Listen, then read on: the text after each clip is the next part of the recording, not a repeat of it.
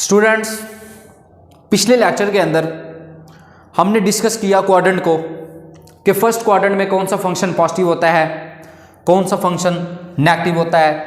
इसी तरह second question third quadrant और फोर्थ क्वाड्रेंट में भी हमने इसी चीज़ को डिस्कस किया कि कौन कौन से फंक्शंस जो हैं वो किस क्वाड्रेंट के अंदर पॉजिटिव हैं और किस क्वाड्रेंट के अंदर नेगेटिव हैं। अब क्वेश्चन नंबर 3 का फोर्थ पार्ट, इसके अंदर उन्होंने कहा है कि ये जो terminal arms of the angle हैं, आपने जस्ट ये बताना है कि यहाँ पे हमें दो ट्रिग्नोमेट्रिक फंक्शन दिए गए हैं। एक है हमारे पास ये सेकंड थीटा और दूसरा है साइन थीटा। वो कह रहा है कि ये किस एंगल के अंदर ये दोनों ट्रिग्नोमेट्रिक फंक्शंस जो हैं वो लाई करेंगे। आपने वो terminal arm of the angle बताना है। तो आपको पता होना चाहिए कि ये जो सेकंड थीटा है,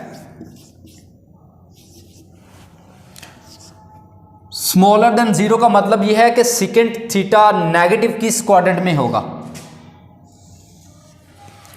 सेकंड जो है वो कॉस का इन्वर्स होता है। इट मींस तो सबसे पहले तो आप ये देखो कि किस किस क्वाड्रेंट के अंदर ये जो सेकंड थीटा है वो नेगेटिव होगा। फर्स्ट क्वाड्रेंट में देखें कि फर्स्ट क्वाड्रेंट में हमने बताया कि सारे के सारे फंक्शन जो है वो पॉजिटिव होंगे। इट मींस कि फर्स्ट में नहीं आएगा। सेकंड में देखें, सेकंड में साइन थीटा और कोसेकेंड थीटा उसका इन्वर्स दोनों पॉजिटिव थे, बाकी रिमेनिंग फंक्शन सारे नेगेटिव होते हैं। इट मींस के सेकंड क्वाड्रेंट आएगा। यहां पे सेकंड लिख लें। फोर्थ क्वाड्रेंट आ नहीं सकता क्योंकि फोर्थ क्वाड्रेंट में ये जो कॉज है और उसका इन्वर्स है वो तो पॉजिटिव होते हैं। तो क्वेश्चन के अंदर कंडीशन ही ये रखी गई है कि जो सेकंड थीटा है वो स्मॉलर देन 0, इट मींस कि वो नेगेटिव है। तो हमने वो क्वाड्रेंट लिखने हैं जहां सेकंड थीटा नेगेटिव होगा। थर्ड क्वाड्रेंट में देखें, थर्ड में tan और cot पॉजिटिव है, बाकी रिमेनिंग फंक्शन नेगेटिव होंगे। तो इट मींस कि ये तीसरा क्वाड्रेंट भी आ जाएगा क्योंकि इसमें भी सेकंड नेगेटिव होगा।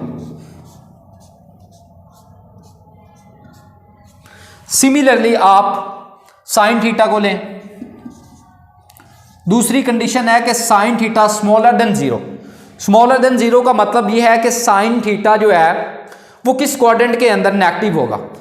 तो इसके साथ भी आप दोनों क्वाड्रेंट मेंशन करें। साइन थीटा पहले में तो आ नहीं सकता क्योंकि पहले में सारे फंक्शंस पॉजिटिव होते हैं। सेकंड में भी नहीं आ सकता क्योंकि सेकंड में साइन पॉजिटिव है। अब थर्ड और फोर्थ ये दोनों वाहिद क्वाड्रेंट हैं जहां पे साइन जो है वो नेगेटिव होता है। तो यहां पे थर्ड भी आएगा और यहां पे फोर्थ आएगा। अब हमारे पास ये फोर्थ क्वाड्रेंट दिए गए। इनमें से आपने एक क्वाड्रेंट ऐसा है जिसमें दोनों फंक्शंस जो है वो लाई करेंगे और दोनों फंक्शंस नेगेटिव होंगे।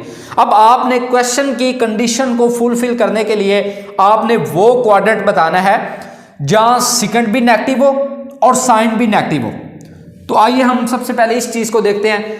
फर्स्ट तो हो नहीं सकता क्योंकि फर्स्ट में सारे पॉजिटिव हैं। अब सेकंड भी नहीं हो सकता, सेकंड में साइन पॉजिटिव है।